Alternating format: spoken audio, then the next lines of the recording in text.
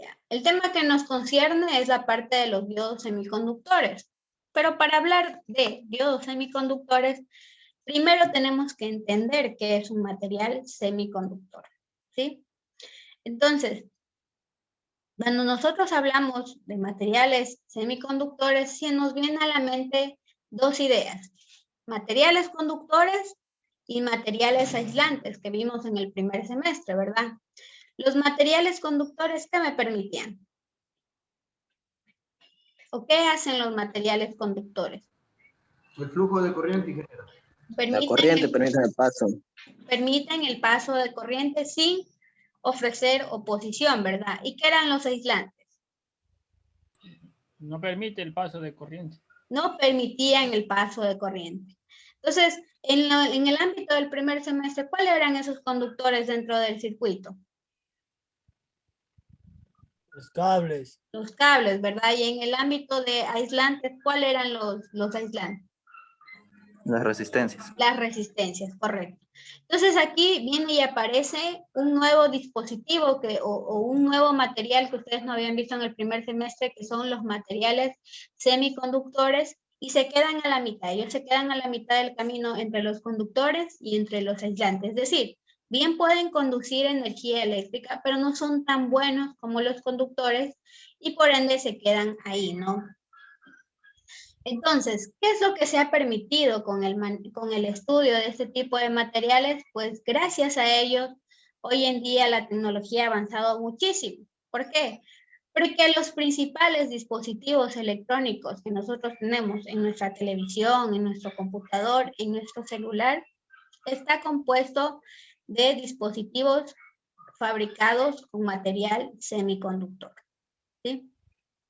Es así que, por ejemplo, ustedes que habrán estudiado en el colegio un poco de informática, ¿se acuerdan que nos enseñaban la generación de las computadoras?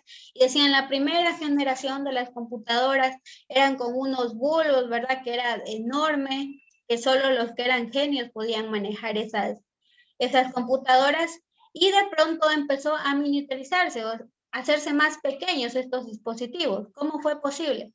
Porque aparecieron los transistores, ¿sí? Los transistores permitían hacer lo mismo que hacía esa supercomputadora, pero ahora en un tamaño más pequeño, ¿sí? ¿Y de qué están hechos los transistores? De materiales semiconductores.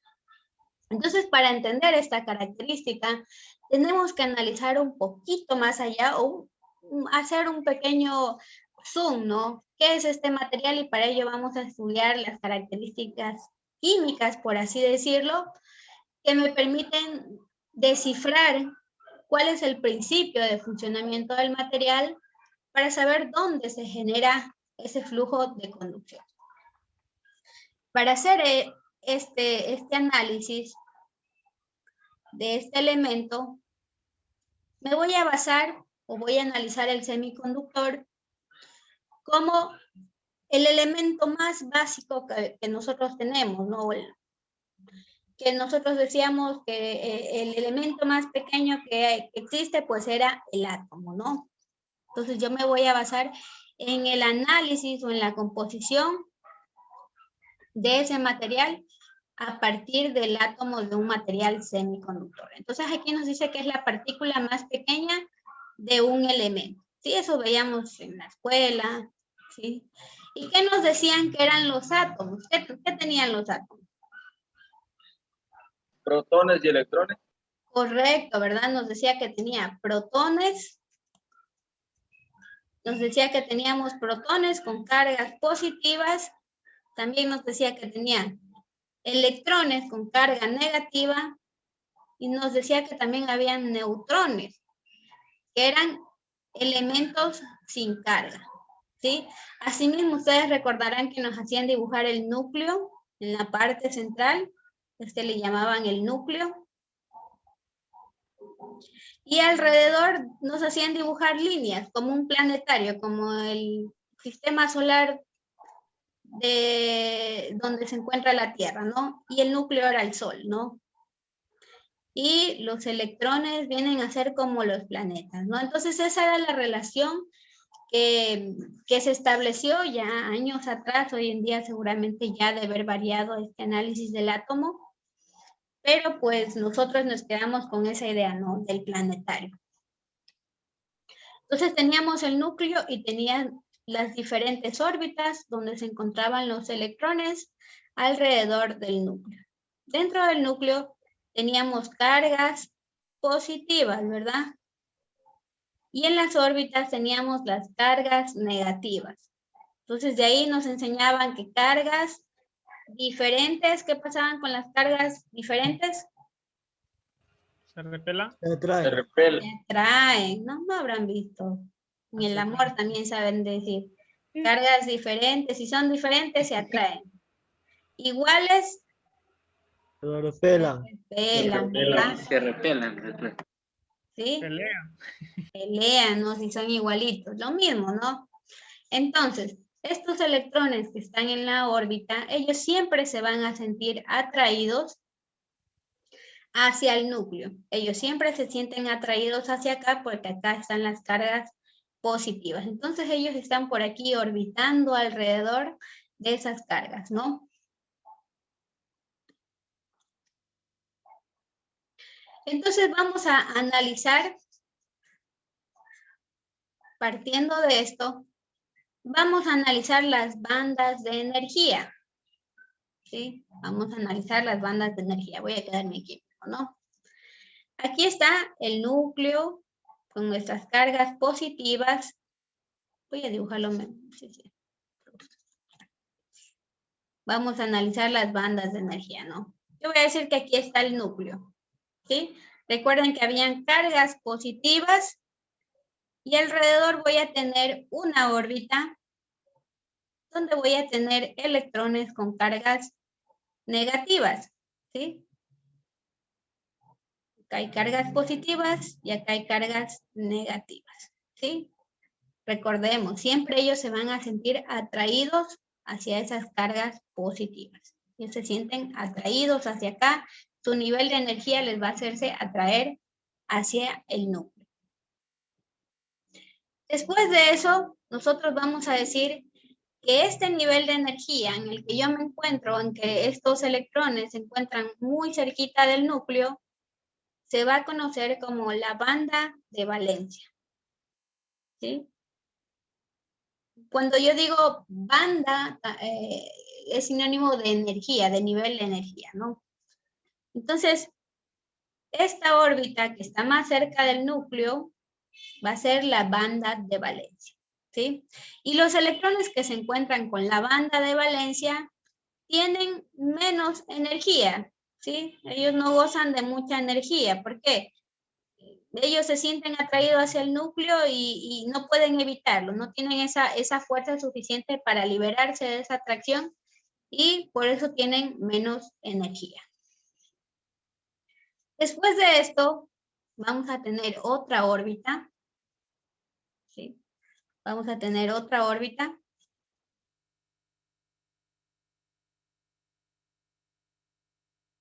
A esta órbita yo la voy a conocer o va a establecerse como una banda prohibida, ¿sí?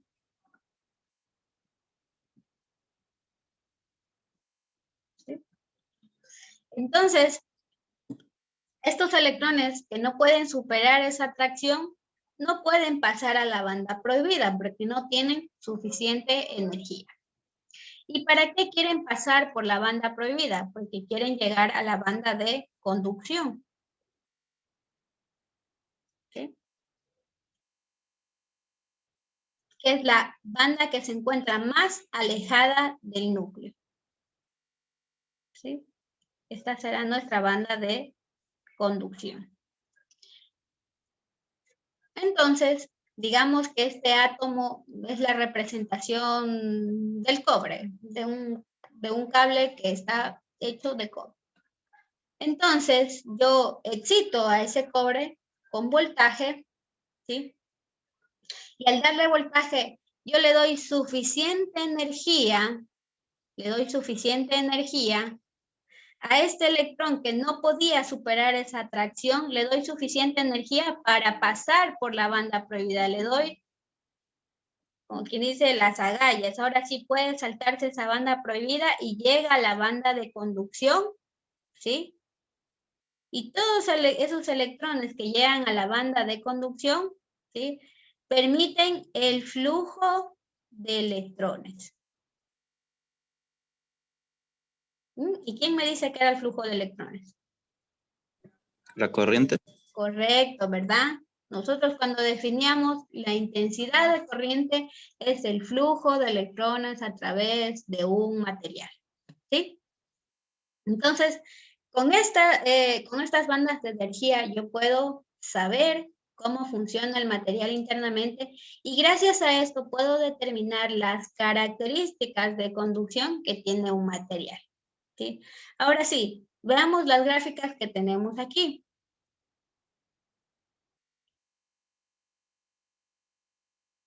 ¿Sí? Las gráficas que tenemos aquí son de un aislante, de un semiconductor y de un conductor, ¿sí?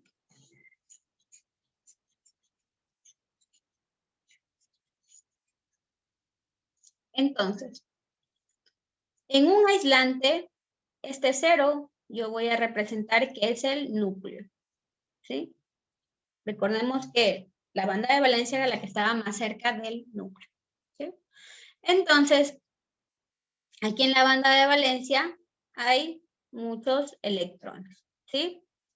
Y aunque yo excite este material con tensión, no le voy a poder proporcionar la suficiente energía para superar esta banda prohibida, porque vemos que es una banda bastante grande, ¿sí?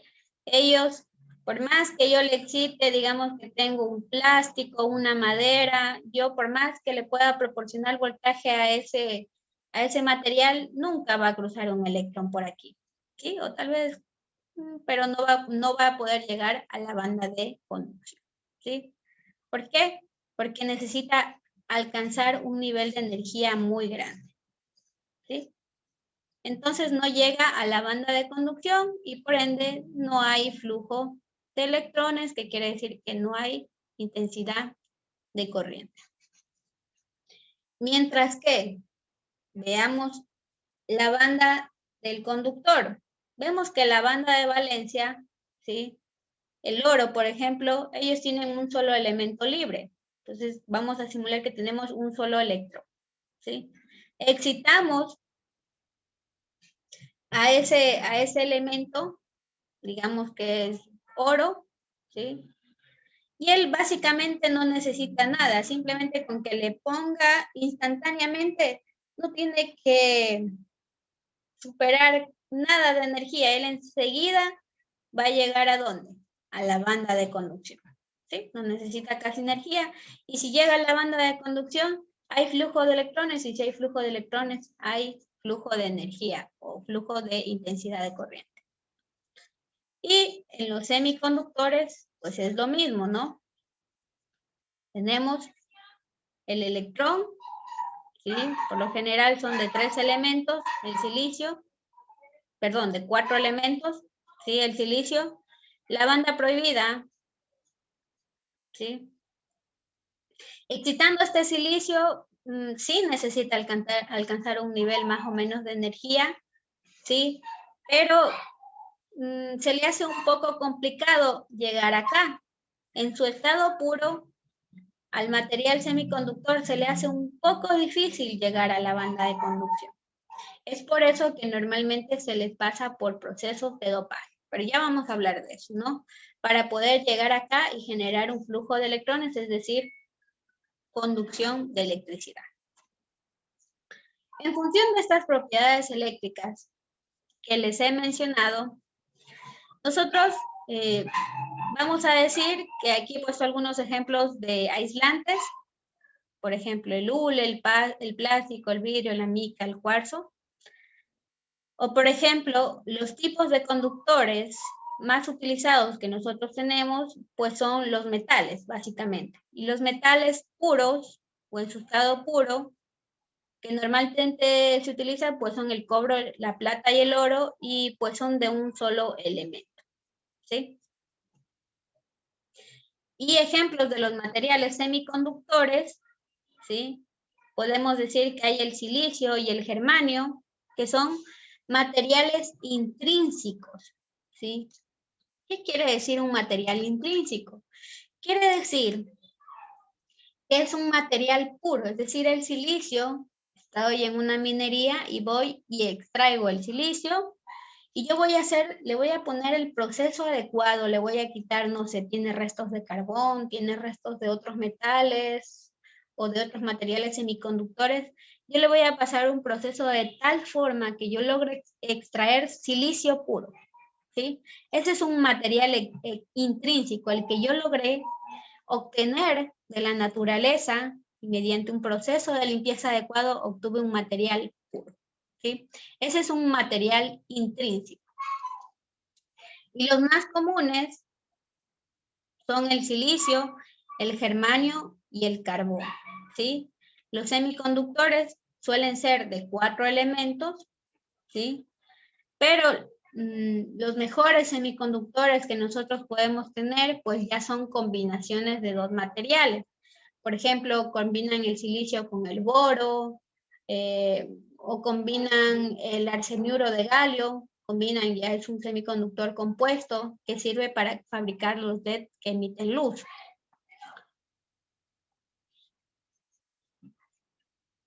Sí, ¿hasta aquí alguna pregunta, chicos?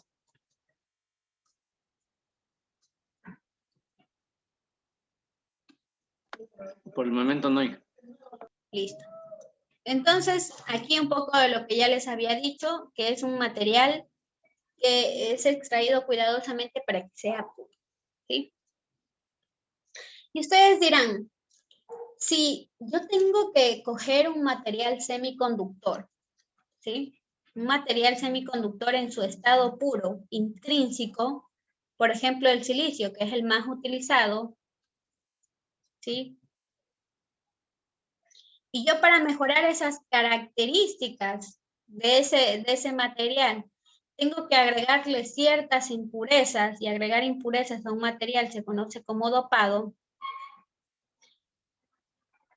Y después de dopar un material, obtengo un material extrínseco. ¿Por qué me tomo la molestia de dopar a ese elemento? ¿Por qué, si yo lo que quiero mejorarle sus capacidades conductivas, por qué simplemente no utilizo los conductores? ¿Sí?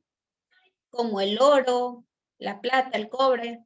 ¿Por qué no los utilizo si son mejores, ¿no? Yo me acuerdo en el colegio. Por el costo, Inge. El costo es una razón, ¿verdad? ¿Se acuerdan cuando nos hacían desarmar las computadoras? Decían, no vayan a tocar el CPU, que tenía unas chapitas de oro, el microprocesador principal, la memoria, el procesador principal. No sé si les hacían también ustedes desarmar.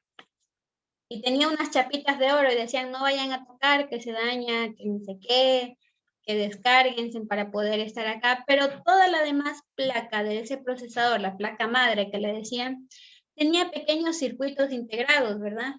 Y estos circuitos integrados están hechos con materiales semiconductores. Pero el mejor, que era el procesador, estaba hecho de oro. Entonces, si es el mejor conductor, ¿por qué no le echamos oro a toda la placa madre y solucionamos, ¿no?, los problemas? ¿Cuál es la respuesta a esto?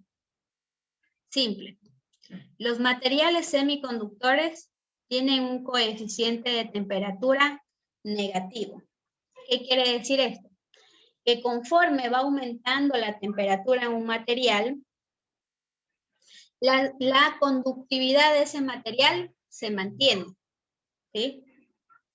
Conforme aumenta la temperatura, su conductividad se mantiene o mejora, ¿sí? Por el contrario, los materiales conductores tienen un coeficiente de temperatura positivo, es decir, conforme aumenta la temperatura, pierden su capacidad conductiva, ¿sí? Entonces, si nosotros en los materiales semiconductores se utilizan para fabricar todos los dispositivos electrónicos, nosotros en electrónica queremos que todo sea pequeñito, que todo sea que nuestra placa sea chiquitita, que cuando la soldemos aquí el elemento quede todo pequeñito y todo funcione correctamente, pero lo que busca la tecnología electrónica es minimizar, que el celular que nosotros tenemos sea el más delgado, que la pantalla que tenemos sea la más delgada, que el computador sea el más delgado. Entonces, yo tengo que reducir el tamaño de las placas, ¿sí? Y cuando yo reduzco un material, siempre se va a producir calor.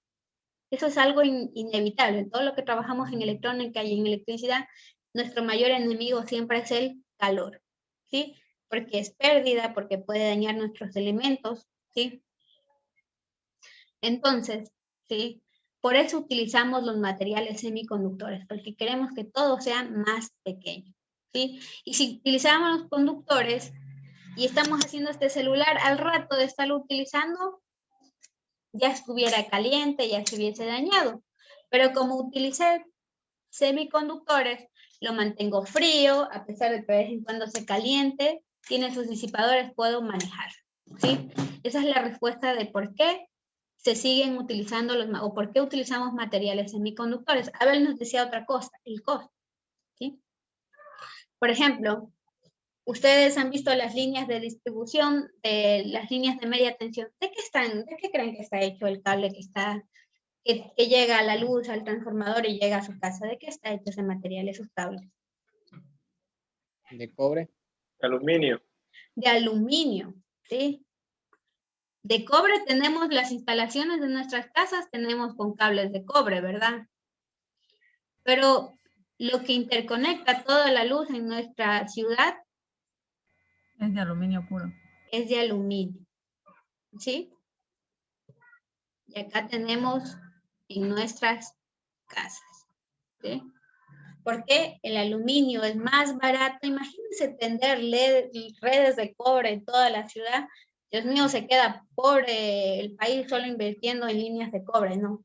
Y por ejemplo, les comento, los que trabajan tal vez con proyectos eléctricos, han de haber sabido la crisis que hubo aquí en el país este primer semestre del 2021. El cobre empezó al alza desde enero de este año, ¿sí? Entonces fue un golpe duro para aquellas personas que hacían proyectos eléctricos. ¿Por qué? Seguramente usted empezó y hizo una obra y la pidió en diciembre, una proforma y pasó una diciembre y dijo que el metro de cable lo iba a cobrar a 11 centavos, ¿no? Y para enero, febrero, marzo, el valor del cobre fue al alza y ya no valía 11 centavos. Llegó a valer 15 centavos, 16 centavos, o sea, ya era bastante. Imagínense, no es que utilizas un metro de cable cuando estás trabajando. Utilizan bastante, mucho más, ¿no? Entonces, con que suba un centavo, es como la gasolina, con que suba un centavo ya representa para el bolsillo, ¿no? Y entonces fue un grave golpe para la parte de materiales eléctricos. Todavía estamos en déficit.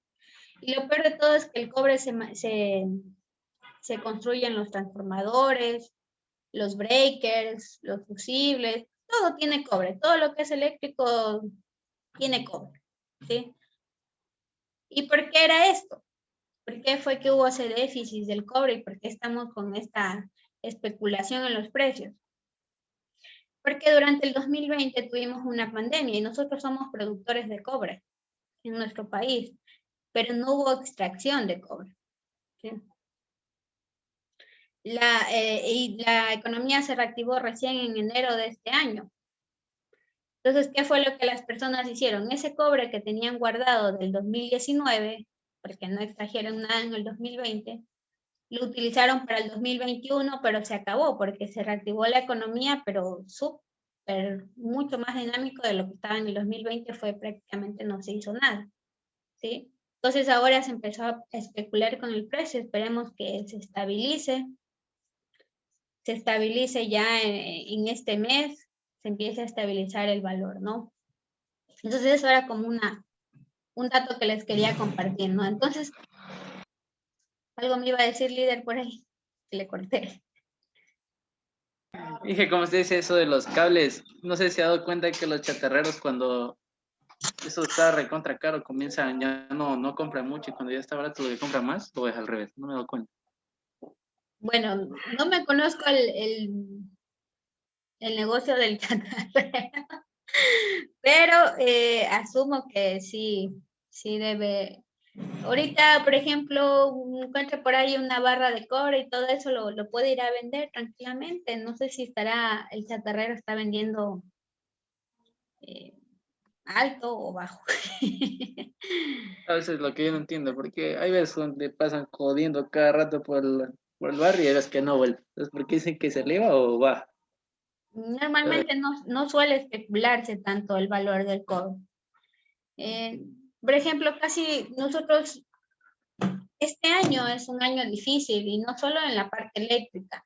Hay especulación de precios, ustedes se han dado cuenta, la canasta básica también aumentó, ¿verdad? Porque aumentó la gasolina, los combustibles, y es directamente proporcional a que suban los combustibles, a que suban pero normalmente los precios suelen estar estables, al menos durante un semestre completo, los precios suelen estabilizarse, ¿sí? Entonces, en este caso fue debido a la pandemia que hubo esas especulaciones. Pero de ahí no he escuchado sinceramente otras veces, seguramente hay déficit en la extracción y puede ser que por ahí a veces se especule en el precio, ¿no? Claro, como esto del combustible es que se eleva el combustible y en cambio el valor de los vehículos baja. ¿Se ha dado cuenta? Ahí sí, no sabía yo eso. ¿Por qué? Explíquenos ahí, líder, ¿por qué baja Porque, o sea, se convierte, ya es más caro el combustible, el valor de los vehículos disminuyen porque ya se desaniman. Eso es Ah, mentira. No, sí. Tienen que bajar los aranceles para que bajen. claro, para el valor adquisitivo aquí un carro que vale 10,000, 15,000 dólares en Estados Unidos vale 5,000 dólares. Es por los aranceles, ¿no? Si empiezan a bajar los aranceles puede aumentar el valor adquisitivo aquí en nuestro país, ¿no? La diferencia es que cada año modelo nuevo es más caro. Ya pasa, ahora ya sale el 2022. Ese ya sale más caro y el 2021 ya queda más barato. Sí, bueno, ese sería lo malo para la persona que compra. Se devalúan un poco rápido ese tipo de vehículos. Ahorita se está devaluando bastante, ¿no? Los vehículos. Puede que sea de lo que está haciendo la comparación que hace el líder, ¿no? Pero un Aveo que usted podía venderlo, un Aveo 2013 por ahí, en 10,000 dólares, hoy no le dan más de 7,000, 8,000 dólares, porque la devaluación ha sido mayor, ¿no? Normalmente no se devalúan tan rápido porque son carros comerciales, ¿no? Pero eso ya es economía que no entendemos siempre, pero va por ahí, ¿no? En el sentido común, ¿sí? Muy bien, chicos, ¿no? Eso era como un paréntesis que quería comentarles aquí. Entonces, volviendo, retomando el tema, decíamos que los materiales semiconductores los usamos en electrónica porque son más baratos y porque son menos costosos, ¿sí? Entonces, ahora sí, vamos hablando un poquito más de estos materiales semiconductores. Los principales son el silicio y el germanio, ¿sí? El más utilizado de estos dos son el silicio y el germanio ya se encuentra en desuso, ¿sí? Es decir, ya de a poco no se está utilizando. Pero ¿cuál es el motivo que de a poco ya no utilicemos el germanio? Pues simple. El germanio, ¿sí? Es más inestable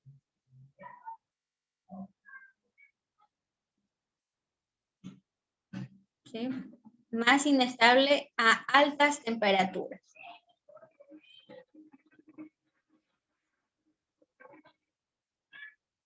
¿Por qué es más inestable a altas temperaturas? Pues vemos aquí el silicio tiene 4 electrones, ¿sí? En su capa de valencia, mientras que el germanio, ¿sí? También tiene 4, ¿sí? Ya, también tiene 4 electrones de valencia. Sin embargo, para el germanio se le hace más difícil liberarse de esta capa de valencia para pasar a su capa de conducción. ¿Sí?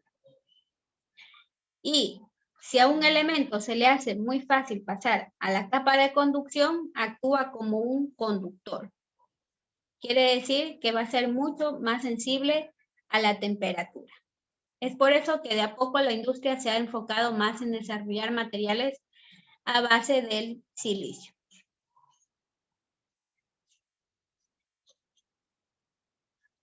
Aquí está, ¿no? Aquí está lo que les quería explicar, sino que se me fue un poquito la idea. Residen en la cuarta capa, ¿sí? Mientras que los de silicio en la tercera, ¿no? Siempre están más cerca del núcleo. Si estamos más cerca del núcleo tenemos menos energía. Y los de acá están en la cuarta capa. Si están más alejados del núcleo, quiere decir que tienen más energía. ¿Sí?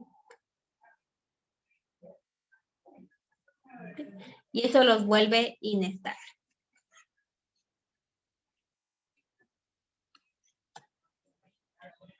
Entonces decíamos que ese silicio que yo obtuve, ese material intrínseco puro que tenía, como tal no tiene grandes características de conducción. No es lo que yo quiero en ese material. Para que él haga lo que yo deseo, para que sea un buen conductor, pero que sea resistente a las altas temperaturas, yo le voy a tener que pasar por un proceso de dopado, ¿sí? Es decir, en electrónica nosotros vamos a decir dopado o dopaje de un dispositivo cuando adicionamos impurezas a un material. ¿Sí? Eso significa dopar. Cuando agregamos impurezas a un material intrínseco, es decir, un material que es puro. Y a nosotros al agregar impurezas ya no es un material intrínseco, ya se ha pasado por un proceso químico y al hacer esto ya se conoce como un material extrínseco. Y el deducir cuáles son los materiales extrínsecos, en electrónica vamos a tener dos materiales extrínsecos que son de nuestro interés y los más importantes. Los materiales tipo P y los materiales tipo N. ¿Sí? ¿Qué son los materiales tipo N? Pues son materiales extrínsecos, obviamente ya les pasé por un proceso de dopaje para incrementar sus características conductivas, pero ¿qué fue lo que quería yo lograr con ese proceso de dopaje? Pues añadiendo impurezas, ¿sí? Del tipo donador. Es decir, voy a agregar impurezas del tipo electrón. Entonces yo de aquí en adelante voy a asociar el material tipo N como materiales que estarán cargados mayoritariamente con electrones, es decir, yo voy a asociar los materiales tipo N como materiales negativos, porque sus portadores mayoritarios serán los electrones. Y los portadores minoritarios serán los huecos. Y yo los huecos los voy a determinar como una carga positiva y los electrones como una carga negativa. ¿Sí? ¿Cuál es ese proceso de dopaje? Bueno, tenía preparado un video por ahí que está para que ustedes puedan profundizar un poquito más en este tema. ¿Sí? Así que les voy a dejar ahí un poquito ese análisis para que lo revisen en la hora asíncrona, ¿no?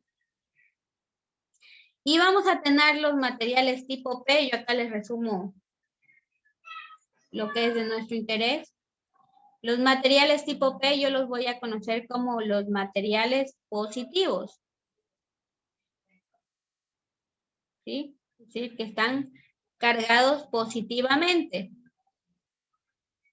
¿Por qué? Porque sus portadores mayoritarios van a ser los huecos, cargas positivas, y sus portadores minoritarios serán los electrones, cargas negativas. Y nosotros a este material tipo P lo hemos transformado de tal forma que ahora va a ser como un aceptor.